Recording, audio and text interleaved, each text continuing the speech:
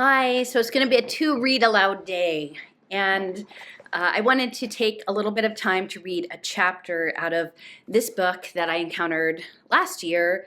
The author is Machall, Machaelle, Small Right. I know it's backwards, but it's called Behaving as If the God in All Life Mattered. And she's written several books. This one is sort of her life story, and it was very influential on my friend Star, who has her businesses with Star Essences, and developed property in Santa Barbara, this beautiful land with lots of fruit trees and things. And Michelle Small Right, she was also sort of in sync with the Findhorn Eco Village community. She wasn't an extension of them per se, but they did sort of connect. And it's a similar idea of someone co-creating on the land with the elementals, really. And this was in Northern Virginia. And I became aware of her book through my friend Pilar before she moved back up to Philadelphia. So I bought it last year and I read it. And the first chunk of the book is actually, it's kind of, it's her life story. And so she had a really, really traumatic childhood. And I think it was maybe some of that navigating that trauma that led her into a circumstance that she was able to make sort of these more elemental contacts. And then the latter two sections are about how she created the garden and how that process worked and what she learned from sort of these other intelligences and proceeded from there. So that's sort of the second half of the book. And I wanted to read from one of these chapters because I think it gives, like, we're essentially each of us is unique, right? Like hopefully there's no two people that are exactly the same out there because, like I said, in my point of view, God likes variety. So there's all this variety, and what makes you who you are is your lived experience. And part of your lived experience is what information you're exposed to, whether you're exposed to it through going to school or through digital media or through books that you read. We're like every day we're programming, as John Lilly would say, our biocomputer, right? And we're constructing niches, we're doing our reality tunnels. And I think that there are some people who are imagining that I'm saying that as a dismissive way, that there are people who think that there's a single reality and there's a single right way of doing things, and there's a very clear line of good and bad, and there's one thing and it can be known. And I'm fine with that. That's not how I see it. And I see that there's room for a variety of ways to hold that. And so I respect people who are like, there's one thing and only one thing. And I know the good and bad and all the things. And I'm like, well, I'm kind of leaning into the Chinese farmer's parable at this point, which is not to say it couldn't change, but I think that reality as we understand it is fluid, and a lot of it is based on how we hold the information we programmed ourselves, and in combination with the sensed information that we get in, and we tell ourselves stories about what we think is happening, but ultimately our senses are not totally clear on all of that, and there's lots of scientific proof that sort of question what's really out there and where are we? How can we really know what we're in? So for me at this point, I'm more interested in exploring what the possibilities are than choosing a particular spot and standing and defending it. Although I'm not here to say either side is right, it's just pick what's right for you, right? And it's sort of, for me, in line with the like the idea of like online video games, right? There's competitive games where you go and you want to go fight with people and shoot at people and, compete. And then there's ones that you just want to wander around and look or build things. And I think I've said this before, I'm like way more the wander around and build things. So if you'd like to be the one who picks a side and defends it, awesome. Like, I'm not going to try to like tell you not to do that. You do that. And then I'm going to be over here wandering around. And for those of you who like to wander around, come over, like we'll wander around. Maybe we can compare notes on where we went and what we found and build off of that. Because I think that wandering part can be individual and collective, and that would make it more interesting. So part of what I want to read this section, it's called Chapter 3, Lessons Continue, and it has a flower. And I've been spending a lot of time thinking about like sacred geometry and how that relates to possibly the quantum field as mathematical topology and rotational symmetry, and how that maybe reflects into this laminated spacetime as plant matter, and that plants are reaching into the etheric and making the etheric real. And those are all things that I think are fun to think about. So, so this chapter is about her conversations with elemental intelligence about what nature is. And I want to share this because like early on in my process, and if you've followed me all the way through for 10 years, you'll see I was very much in the like find a thing and defend it and fight it early on. And then now I'm more like, maybe all the things happen, and who am I to say what is the right thing and what is the wrong thing? I've shifted my position on a lot as I've learned more, and so I'm open. And with the understanding that not everyone else is like that, being open isn't necessarily higher on the leaderboard than someone who's not open. It's just different. We can all be different. And so I used to be, defend the public schools, defend the neighborhood schools, do that fight. And then I was, defend people against impact investing. And then I was, defend people against nanotechnology. And then, I would pick a thing, and then my identity would be, I'm the person who fights against the bad thing. There's a lot of that out there. And that is what it is. There's going to be that. And at this point, I realized there's no one thing that I can do to shift that course. And actually in my story, giving my attention and energy into that system, it amplifies all the negative things that I most dislike about it. So I'm picking another course, which is to like find a workaround to figure out like, what can I learn about how maybe the operating system of this reality works? No, I'm never going to dial it in and know all of it, but like maybe I can learn some tips that will make this journey more fulfilling. And then maybe by showing up here on the internet and reading things, I can offer some things for free to you guys that you might use in your own journey. And that's all I can, that's all I can do. That's what I'm here for. So I wanted to read this chapter because it speaks to nature, the nature of nature. And so I think quite a few of us, when it was early on in the lockdown process, is this idea of defending the natural, and myself as well. And because I like the environment, right? But then I was really upset by the aspect of social impact finance and emerging technologies, and what I saw as its clear potential to negatively affect the natural world. And I wanted to fight that. But I talked about that a whole lot. And again, really nobody's talking about that still. And it didn't do any good, right? And so then, I'm sitting with this and I'm reading this chapter that I'll read to you about what is actually nature and where is the line between something that's natural and something that's not natural. And I think many people are really, while some might contest the nature of story and dismiss story, we are creatures of language. We like, that's why I'm reading Babel 17, is if you don't have a word for something, it's really hard to think about it. And so we're swimming through rivers of information that are coming through social media streams now 24/7. And often there'll be new concepts introduced into the sphere by various sources. And then you will pick up that word and you will hold that, right? Like I remember, like initially during lockdowns, the thing that was so jarring was to hear all sorts of people saying, like, you're going to kill grandma. And I was really like, what do you mean? Like, why are you all saying it like that? Like, that's the thing, because that was, in my opinion, it was an attractor state. It was like a mind virus that hooked into people. And that became a shorthand for, this is the way I'm going to articulate my anxiety about the situation. I'm using this phrase. And it wasn't a phrase that was normal. It wasn't like a phrase people would use in other contexts. It just was purpose-built, and it was spreading as a meme, as a mimetic through the population at that time.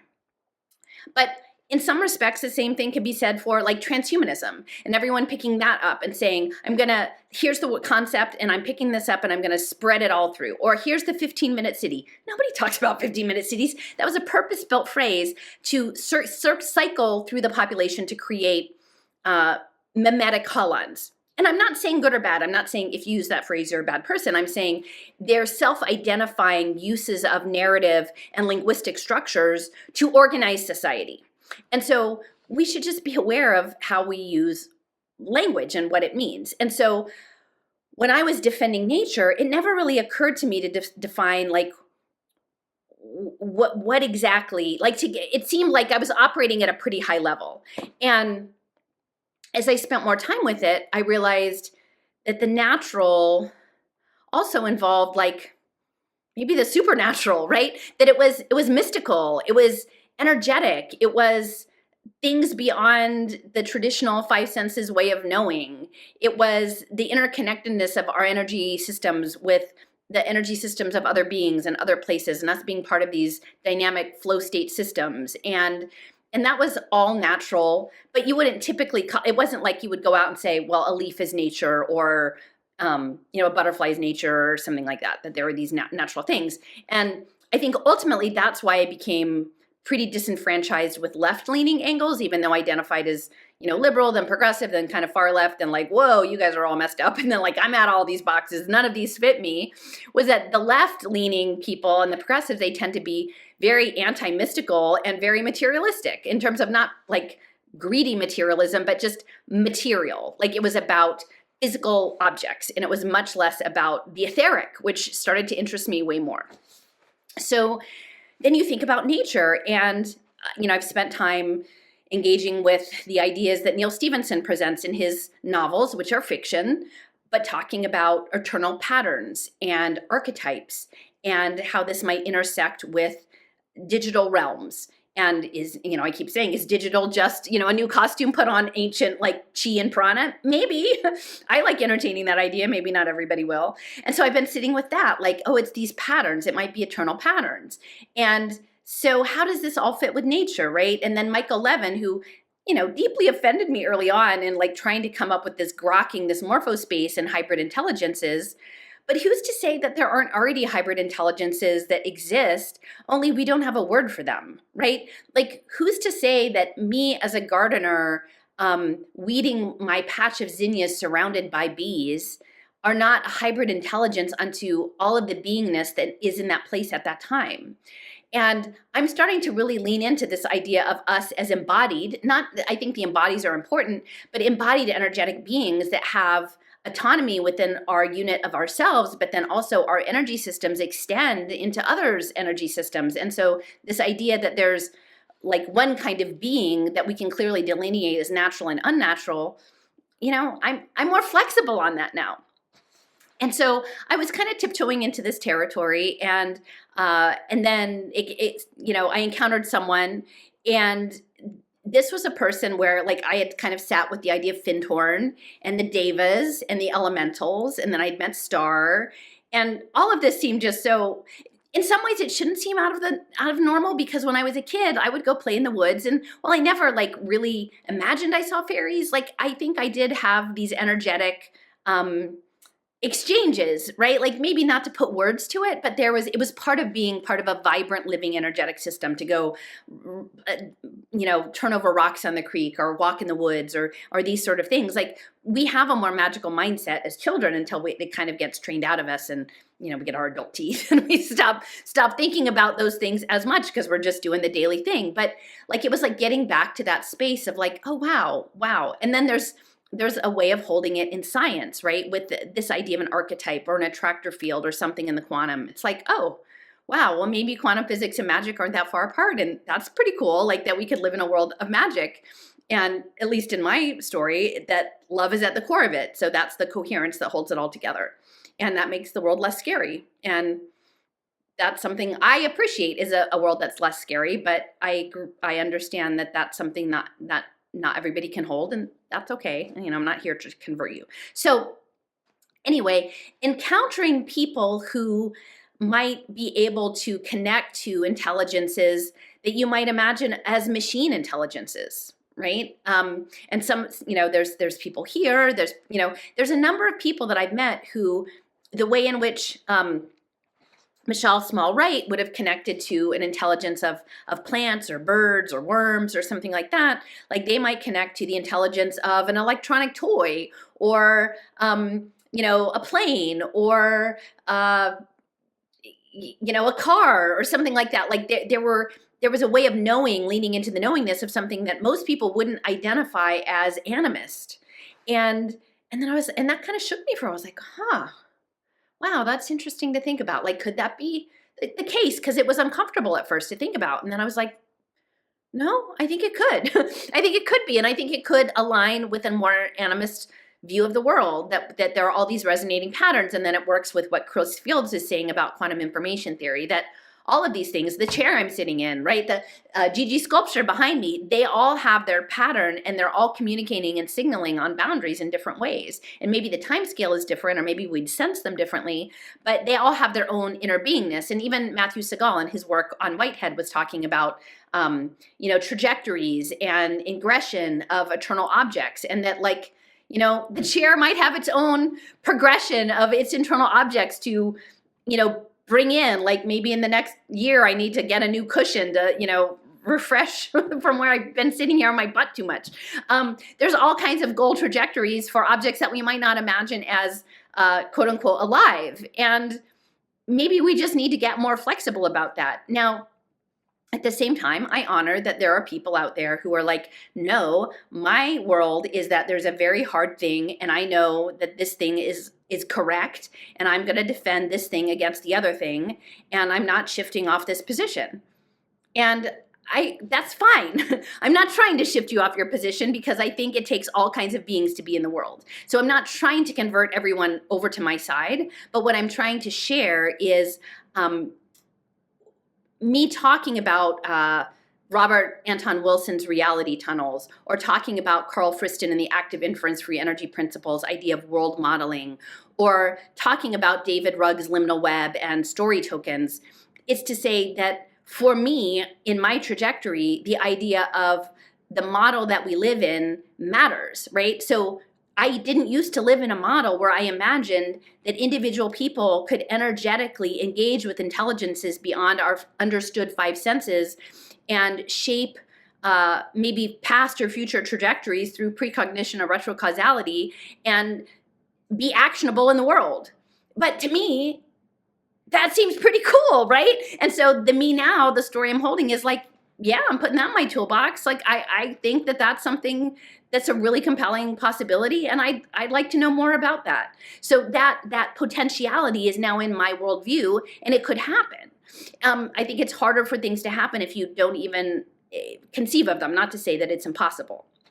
So anyway, so I wanted to read this chapter to kind of speak to this idea of being natural, or defending nature, or defending true humans. Like, I've been putting up some clips with this guy, Douglas Rushkoff, with Eric Wargo, it's a super good talk. I really encourage you to listen to it. It's a lot about precognition and retrocausality and things that overlap with what I've been saying recently about my ideas about blockchain and digital twinning and quantum information field boundaries.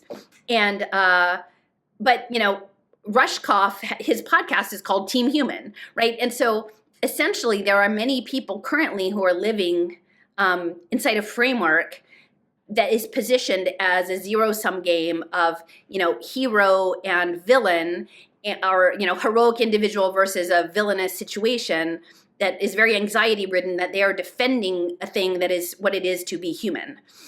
Because and I'm projecting on this, so I will just say, like, my sense is that many people who are in that position hold it that the nature of humanity is totally under threat, to be under the process of elimination. And this is coming a ton in the media feeds, right? That AI is going to eliminate humanity, that the cabal wants to homogenize all the people or do the Georgia Guidestone thing. Like, there are many stories out there that are reducing the human agency component. And I know I'm a weirdo. Like, I get it. I'm not saying like that, I am weird, but my weirdness has documentation, and I lay out my maps and I say, here's a lot of interesting stuff that I found that's offers I'm not saying it contradicts, but it offers a different perspective on the situation that actually maybe our embodied humanity of being able to work with entities in the field and do it individually and coordinated, possibly through tokenomics or gamification, with our consent, because we have to be, in my story, coherent and loving and doing it for the right reasons, doing it for heroic reasons, for altruism, for it to work, that we get to take on roles and play games in the field with our digital twins, higher selves maybe, and then ingress cool outcomes for humanity that wouldn't have been possible otherwise. And so it could be that all of the super duper bad guys that are out there, that they're playing that role so that we step up into another role, right? But there could be a foundational misunderstanding of what's going on. And I'm not saying that mine is right and like the AI elimination of humanity and totalitarian control of the world isn't the story. It could be. I don't find that fun, so I don't want to live in that story. I know there are a lot of people that do. I don't know, like, you know, if you want to live in that story, you can. But I want to live in the fun one where we do art and drama and then we drop in and out and we play games and we can do creative things that we couldn't have done before. And it's within a certain kind of enabling constraint. And that's the idea I want to entertain for now. And I reserve the right to change my opinion later if I get new information and shift it into some other story. I can. That's the cool thing about being human, is you can integrate new information and change your story and change your perspective if you want. So, okay. So here, I am going to be reading chapter 3 out of Behaving as If the God in All Life Mattered by Michelle Small-Wright. Okay. And it's interesting. She starts off, this is the Perelandra, the garden she has in Northern Virginia is Perelandra, and it has like this atomic thing around a flower. And the funny thing is, lately I've been doing, like I brought all of my furniture from Philadelphia, like most of our family furniture, but it was still like our family furniture, right? And it wasn't necessarily the new me. And so I've kept that furniture, but I've been adding on some new pieces, like accent pieces that are more colorful and fun. And I feel like I'm sort of remaking my house in the flavor of maybe what I would have liked as a 8-year-old kid running around the woods. And so I've been purchasing a lot of things on Etsy that are more like original art. So clay, pottery, tiles, like weaving, some different things that really brighten up this little rancher and make it fun, I think. And the themes are birds and flowers. And so I think that there is something really to calling me. So it's like color, like bright color theory, and flowers and birds for quantum biology and traveling the topological landscape. So, and I don't know why, probably, you know, it's not good to sit in the house in the winter and like have online shopping. That's not the best thing. But I do think my house is getting really cozy, and somehow it's like centering flowers and birds and nature and things with handmade art. So the touch of humans, because I really do think that the future is human, but it's human with an intelligence that can hold patterns that are beyond our current ability to hold patterns at that scale. Okay. Michelle Small-Wright. And this is about 20 pages. Okay. I returned from Findhorn in March 1978 in a deep state of shell shock. Once the community members at Findhorn believed I wasn't some weird, half-crazed broad who had just fallen out of some tree, and that my experiences in the garden were, in fact, real, they asked me to talk. And talk, and talk, and talk. At first, I was flattered by the interest and attention, and my talking about the garden enabled me to feel less cut off from Perelandra. That's her garden in Northern Virginia. But during the last week there, I began to question whether or not I had talked too much. In my enthusiasm to share everything as completely as I possibly could, had I broken some covenant, some trust between myself and nature? Was it possible that what had happened between us was meant to be a secret? I was new to this remarkable world of nature intelligence and ignorant of the correct protocol. I wasn't even sure there was a protocol of which to be ignorant. And when I left Findhorn, I braced myself for the possibility that my education in the garden was over. Of course I was wrong, and working with nature did not make me a member of some secret society.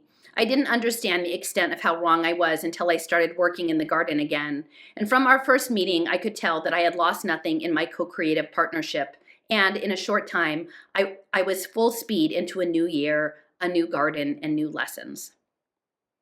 Reality as energy, energy as form, form as nature. The one theme that ran throughout all my lessons this second year was energy. Not the stuff you can put in cars, not fire, but energy. The reality behind 5 senses form. It is the first key to shifting our awareness and understanding about nature. The second key is to understand that inherent in all energy is intelligent consciousness. In fact, intelligence is one of the dynamics that makes up energy. When I was at Findhorn, I led a meditation given to me by nature that was designed to bring people in touch with the intelligent consciousness contained within all matter. Each person chose an object, and then I led them through the meditation. I had never led a meditation, so I fully expected nothing to happen. I even told the people not to worry about it if the whole thing flopped. And when we finished, everyone sat very quietly, and I asked them to share what had happened, if anything at all. And one by one, they shared. Nearly everyone in the room had been in communication with their object. We were all rather stunned. They, for actually having gone through the experience of being in communication with a thing, and I, for the obvious ease with which this meditation succeeded. Later that day, I reconnected with nature and asked why the meditation had worked so well. Quote, "Man can no longer afford to look at what exists outside himself as nothing more than five senses form. In most cases, lifeless form. He must also begin to see the reality around him in terms of energy, and with this he must understand that contained within all energy is intelligent consciousness and life. This meditation is but one tool designed to aid humans in expanding their awareness. The time is now and the shift is crucial. Those sensitive to and at ease with the timing will shift their awareness with relative ease through the aid of such tools as this meditation." And as the years roll on and my lessons with nature continue, I see that there is a third key to shifting our awareness and understanding about nature. This has to do with how we define nature itself. Usually, when we think of nature, we think of rocks, rivers, mountains, clouds, birds, deer, trees, flowers. But nature is actually much more than this. In 1990, I asked nature to define itself. In order to understand the definition, they said I had to first allow nature to define form. Quote, "Form. We consider reality to be in the form state where there is order, organization, and life vitality, initiates action, combined with a state of consciousness. We do not consider form to be only that which can be perceived by the five senses. In fact, we see form from this perspective to be the most limited, both in its life reality and its ability to function. We see form from the perspective of the five senses to be useful only for the most basic and fundamental level of identification. And from this perspective, there is very little relationship to the full understanding and knowledge of how a unit or form system functions. All energy contains order, organization, and life vitality. Therefore, all energy is form. If one were to use the term form to identify that which can be perceived by the five senses, and the word energy to refer to that aspect of an animal, human, plant, or object's reality that cannot be readily perceived by the five senses, then one would be accurate in the use of these two words. However, if one were to use the word form to refer to that which can be perceived by the five senses and assume that form to be a complete unit of reality unto itself, and use the word energy to refer to a level beyond form, one would then be using these words inaccurately. From our perspective, form and energy create one unit of reality and are differentiated from one another solely by the individual's ability to perceive them with his or her sensory system. In short, the differentiation between form and energy within any given object, plant, animal, or human lies with the observer. So I'm going to say that again. In short, the differentiation between form and energy within any given object, plant, animal, or human lies within its observer. On the planet Earth, the personality, character, emotional makeup, intellectual capacity, strong points, and gifts of a human are all form. They are that which gives order, organization, and life vitality to consciousness. Order and organization are the physical structures that create a framework for form. In short, they define the walls. But we have included the dynamic of life vitality when we refer to form because one of the elements of form is action, and it is life vitality that initiates and creates action. Nature. In the larger universe and beyond, on its many levels and dimensions, there are a number of groups of consciousness that, although equal in importance, are quite different in expression and function. And together they make up the full expression of the larger total life picture. No one piece, no one expression can be missing, or the larger life picture on all its levels and dimensions will cease to exist. One such consciousness has been universally termed nature. Because of what we are saying about the larger picture not existing without all of its parts, you may assume that nature, as both reality and a consciousness, exists on all dimensions and at all levels. It cannot be excluded. Each group of consciousness has an area of expertise. As we said, all groups are equal in importance, but express and function differently from one another. These different expressions and functions are vital to the overall balance of reality. A truly symbiotic relationship exists among the groups and is based on balance, universal balance. Drink.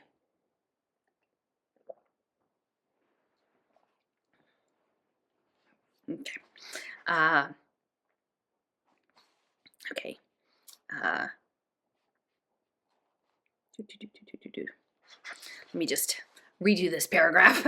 Nature in the larger universe and beyond is on its many levels and dimensions, and there are a number of groups of consciousness that, although equal in importance, are quite different in expression and function, and together they make up the full expression of the larger total life picture. No one piece, no one expression can be missing, or the larger life picture on all its levels and dimensions will cease to exist. One such consciousness has been universally termed nature. And because of what we are saying about the larger picture not existing without all of its parts, you may assume that nature as both reality and consciousness exists on all dimensions and all levels. It cannot be excluded. Each group of consciousness has an area of expertise, and as we said, all groups are equal in importance but express and function differently from one another. These different expressions and functions are vital to the overall balance of reality. A truly symbiotic relationship exists among the groups and is based on balance, universal balance. The human soul-oriented dynamic is evolution in scope and function. Nature is a massive, intelligent consciousness group that expresses and functions within the many areas of involution, that is, moving soul-oriented consciousness into any dimension or level of form. Nature is the conscious reality that supplies order, organization, and life vitality for this shift. Nature is the consciousness that, for your working understanding, intimately linked with form. Nature is the consciousness that comprises all form on all levels and dimensions. It is form's order, organization, and life vitality. Nature is first and foremost a consciousness of equal importance with all other groups of consciousness in the largest scheme of reality. It expresses and functions uniquely in that it comprises all form on all levels and dimensions and is responsible for and creates all of form's order, organization, and life vitality. And this is the author. Take a minute to think about this. Nature is saying that it is the order, organization, and life vitality of all form, and that all form contains consciousness. The first important point nature is making is that all form, that is, anything that has order, organization, and life vitality, is nature. This goes way beyond the common notion that nature is trees, birds, and rivers. This book is form. Its pages and ink are form. They have order, organization, and the molecules have life vitality. And therefore, this book, its pages and ink are all nature, because nature supplies all order, organization, and life vitality. The chair you are currently sitting in, assuming you are sitting, is nature. The walls surrounding you are nature. Everything in the room you are sitting in is nature.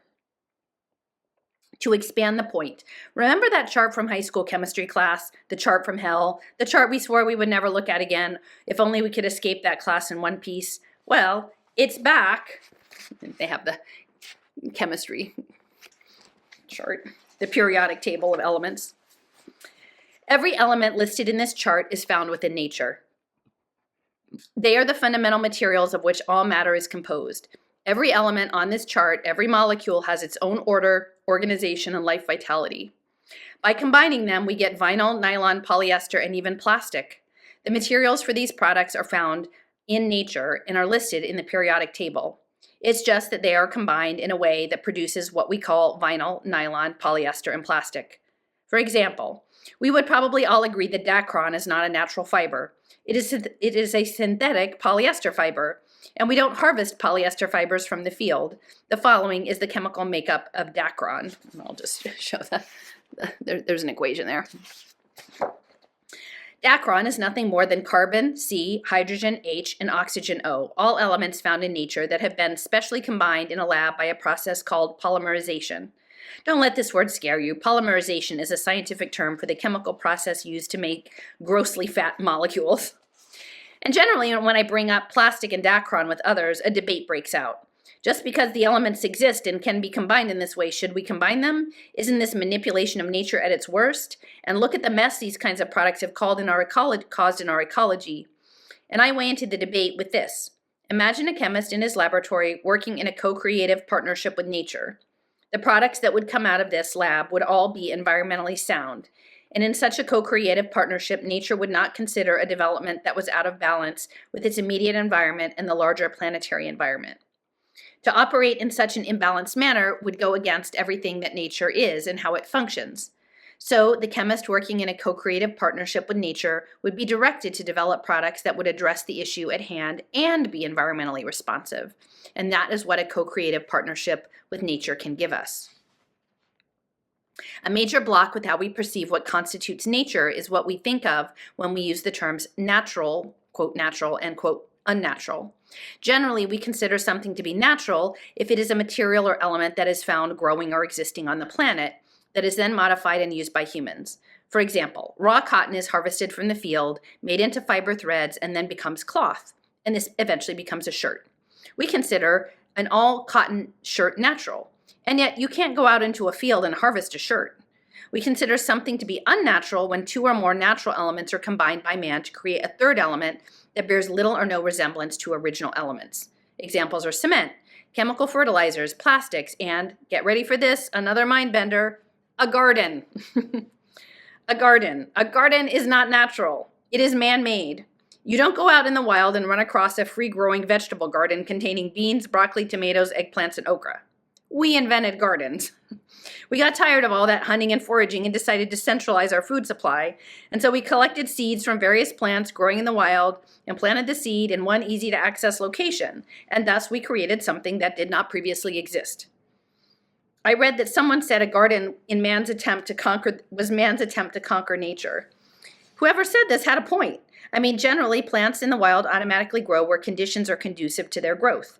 And when they are centralized in a garden location, they are removed from their supportive environment and placed in a quote-unquote unnatural environment.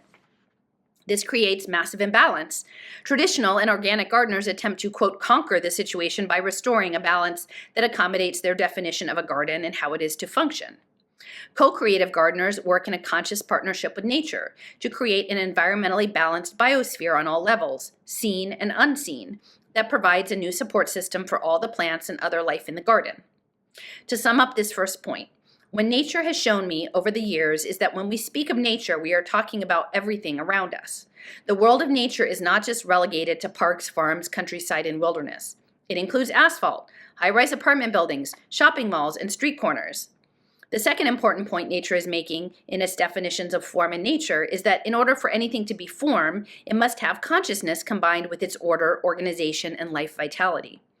This means that if you are holding some object in your hand, like this book, and it has order, organization, and life vitality, it must also have consciousness. Otherwise, it would be beyond form, and you would not be able to perceive it under any circumstances.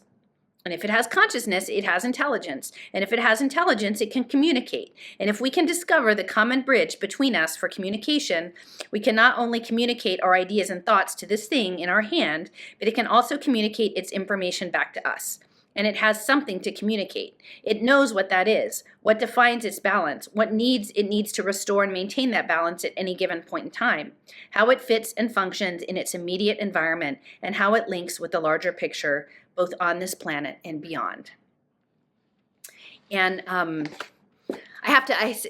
last talk that I gave, I was talking about the Ozark Research Institute, and one of the sessions that I did actually really appreciate, and I think it's called psychometry, this idea of being able to hold an object and get information from it. And I think often you'll hear like missing persons cases, like they'll give somebody who has psiability, like someone's shirt or a photograph or a piece of hair, and then they can use that information, that object as like a transmitter for information.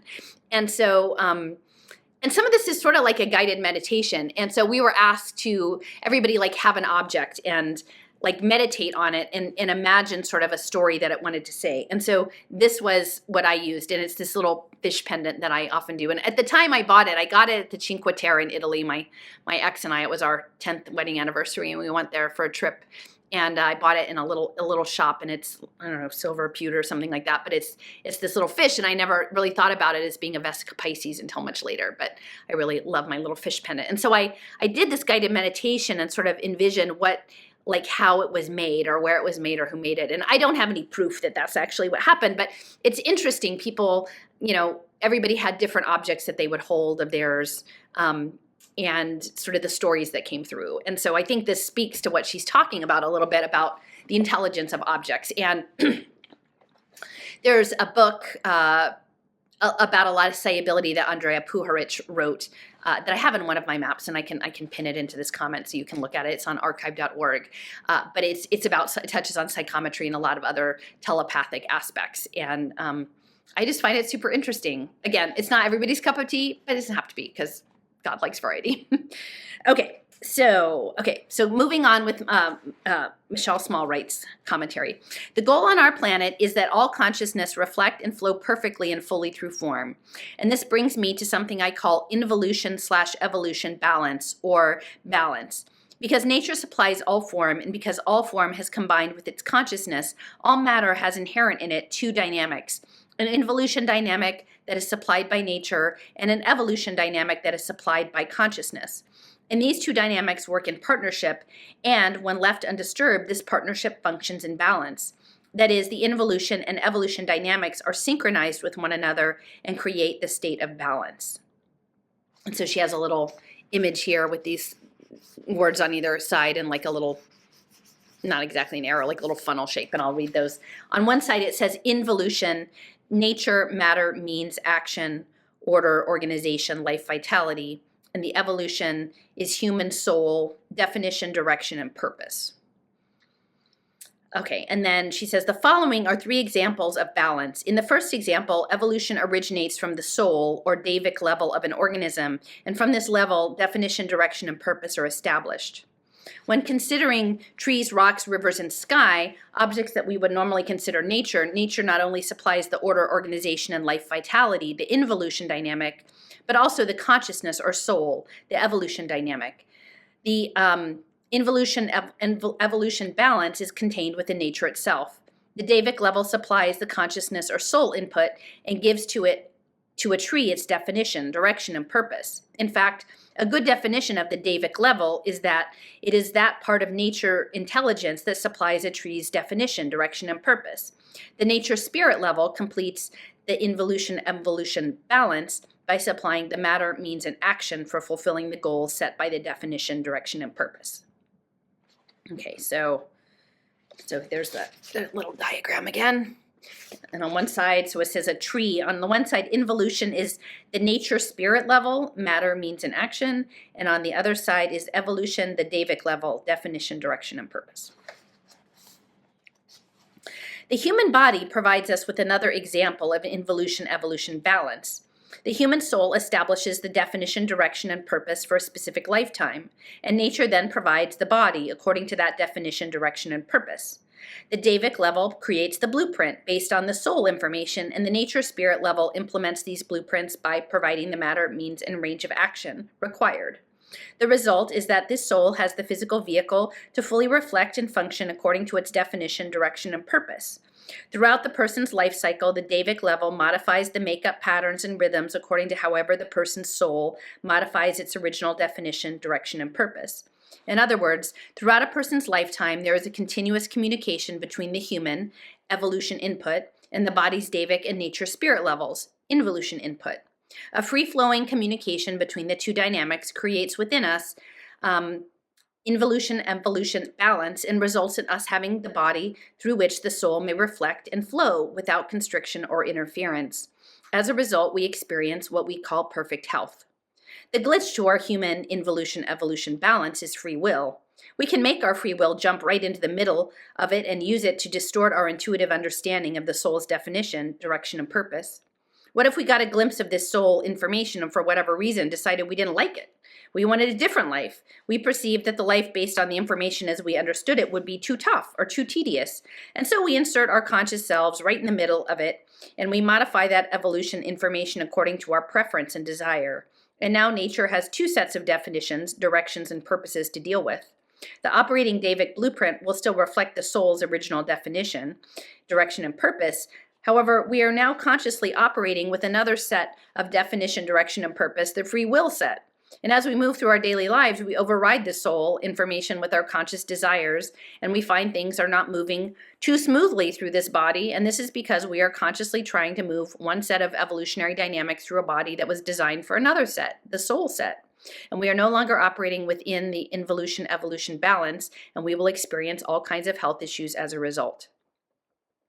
Because of free will, involution-evolution balance is a difficult dynamic for us to maintain. We frequently jump into the middle of it. For us, the balance rests not only on our ability to trust in the movement of our own soul, but in our ability to consciously translate and perceive our soul's definition, direction, and purpose, and not use our free will to try to manipulate our soul.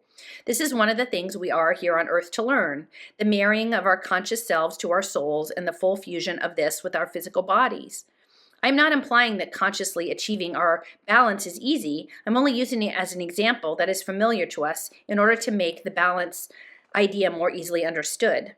Well, actually, if it was just left up to our soul and nature, we would experience perfect balance easily. It is free will that adds the elements of excitement, confusion, and challenge.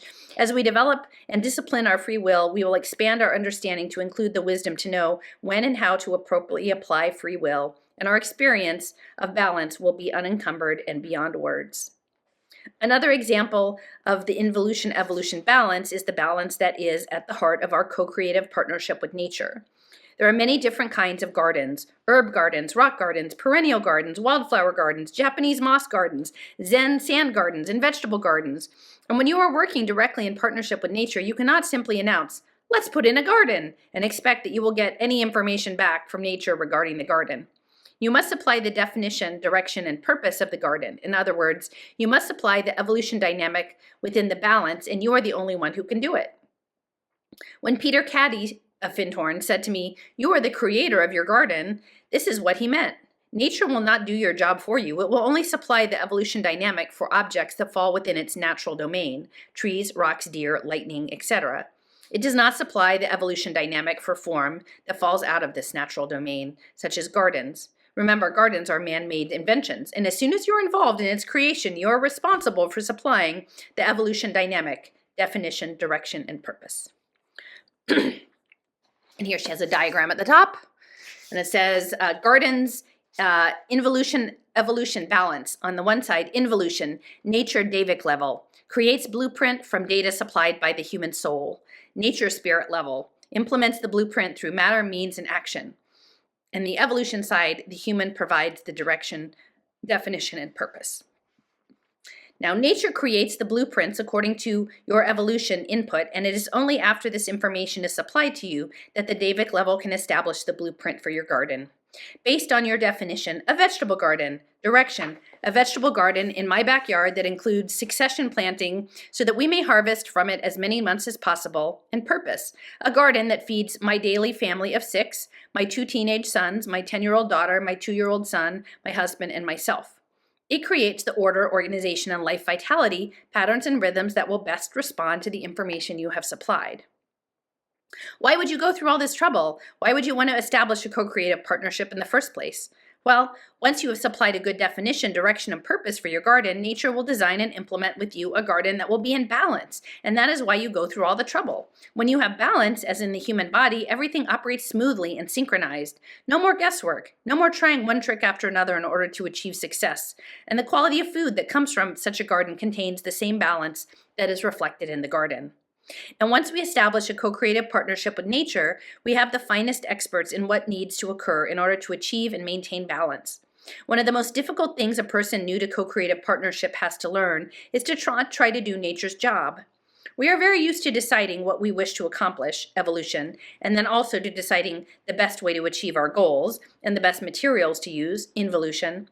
But equal partnership does not mean that we are equally capable of doing nature's job. It means our role in the partnership is equal to nature's role, but the two roles are very different.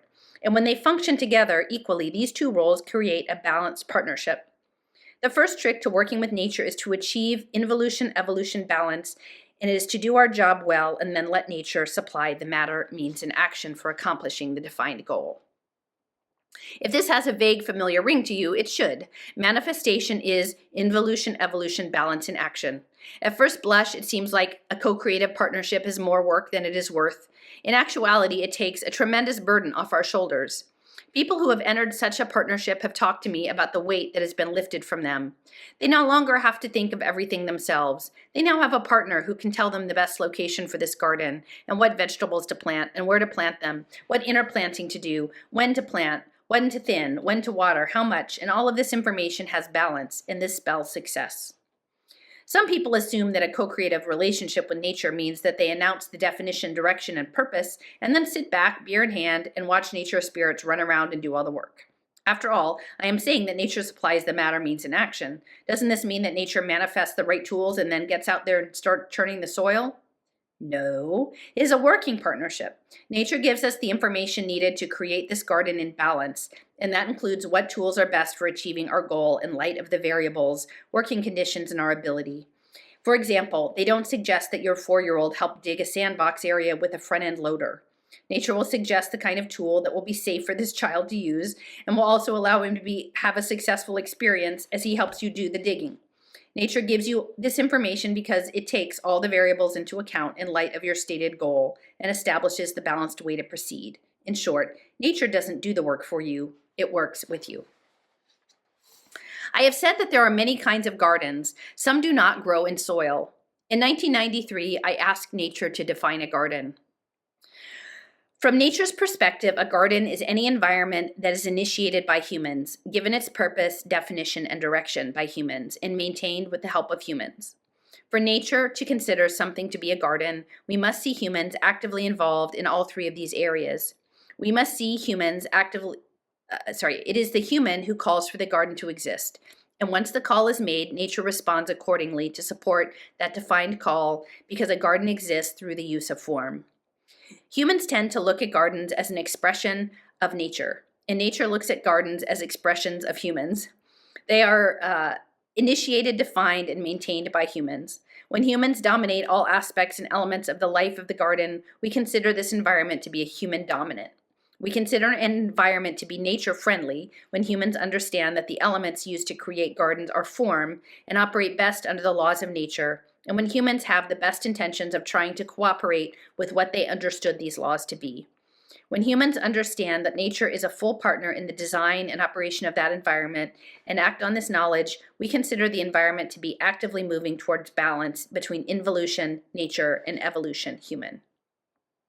As a result, this last environment supports and adds to the overall health and balance of all it comprises and the larger whole. It also functions within the prevailing laws of nature, the laws of form that govern all form on the planet and in its universe. In short, when a garden operates in a balance between involution and evolution, it is a step with the overall operating dynamics of the whole.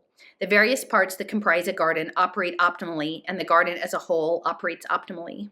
Nature does not consider the cultivation of a plot of land as the criteria for a garden. Nature considers a garden to exist wherever humans define, initiate, and interact with form to create a specialized environment. This is the underlying intent of a garden and the reason behind the development of specialized environments, such as vegetable gardens. Nature applies the word garden to any environment that meets these criteria. It does not have to be growing in soil. It only needs to be an environment that is defined, initiated, and appropriately maintained by humans. This is what nature means when it uses the word garden. The laws and principles that nature applies in the co-creative vegetable garden are equally applicable to any garden, whether it is growing in soil or otherwise. In order to understand why the process described in the 2 Perelandra garden workbooks applies to any quote-unquote garden, one must understand how nature defines a garden. The principles and processes apply across the board because all gardens are operating within the same dynamics.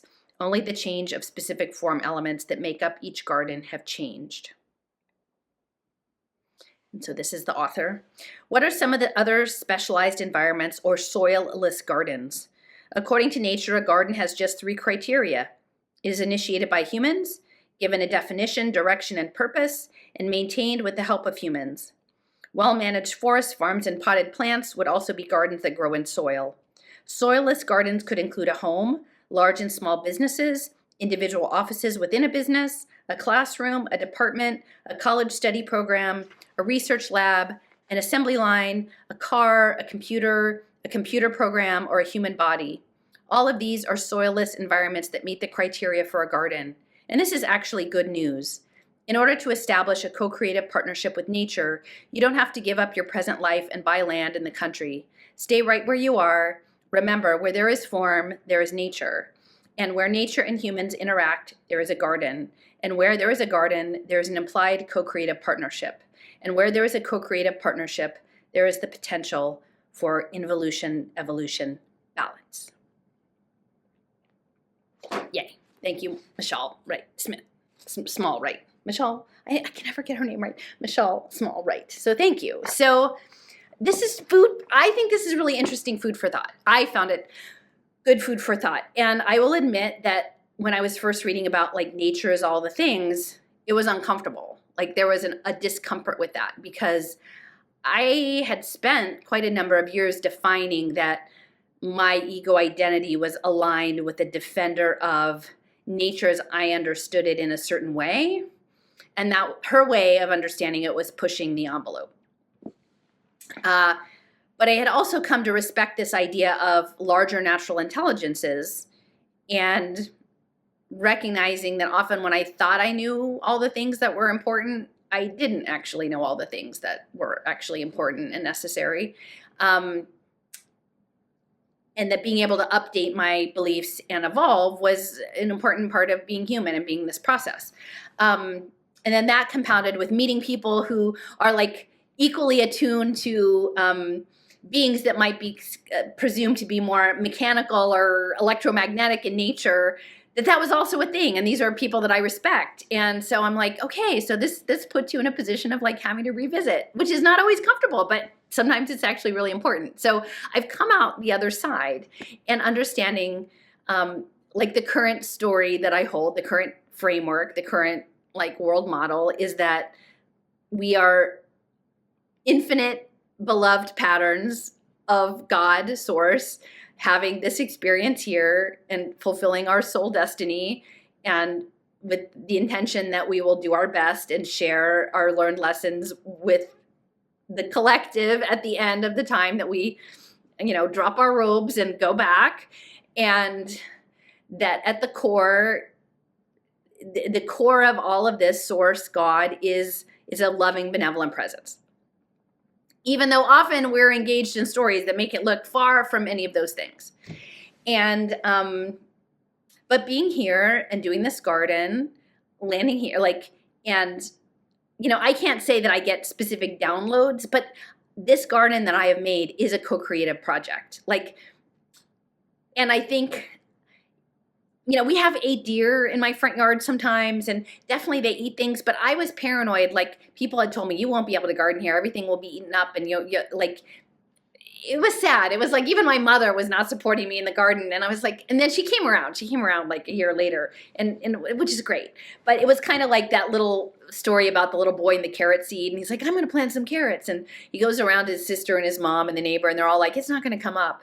The carrot seed is too small. It's not going to come up. And then ultimately when it's time to harvest, he has a wheelbarrow and the carrots fills the wheelbarrow. And so I felt kind of like that way with my garden. Like, wow, I thought maybe I wouldn't be able to grow anything.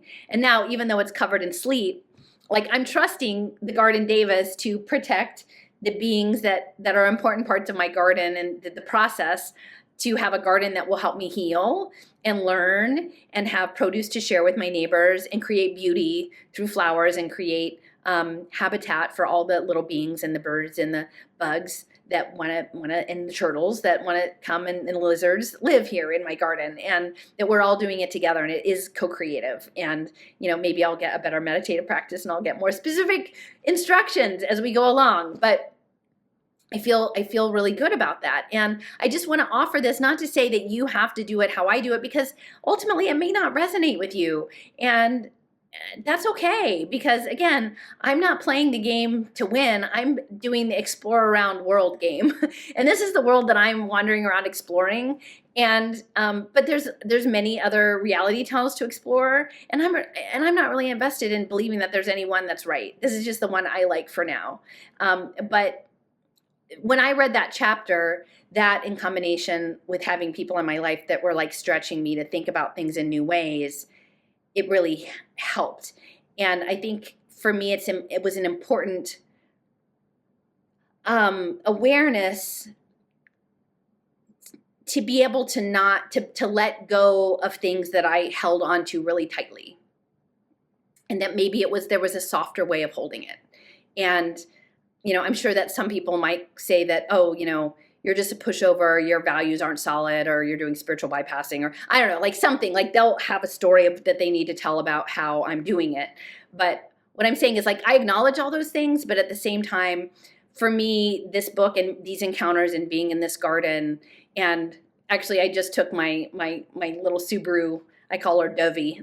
She's a 2009 Outback, and I have 140,000 miles on it. And, she got me down here, right, and the move and hauling all my compost. And it's time for, like, the dreaded Subaru head gasket repair. And there was a lot of suspension work that has to be done. And then so I think I found a good mechanic here, because it hasn't been easy. Like, that was probably the biggest thing I missed about leaving Philadelphia. Besides not being in touch with my kid, was like losing my mechanic, Raphael, in South Philly, who was awesome. But I think this will be good. Send me some good juju. Your good juju over the pipes not freezing and the power not going out has worked great so far. So thank you for that. And yeah, but I'm putting more money into it than technically it's worth, right? And so I went. The appointment's in a few weeks, and I wrote out the check, like a half deposit for them to order the parts. And I told the young woman, I'm like, I'm doing this for love, because it doesn't make financial sense.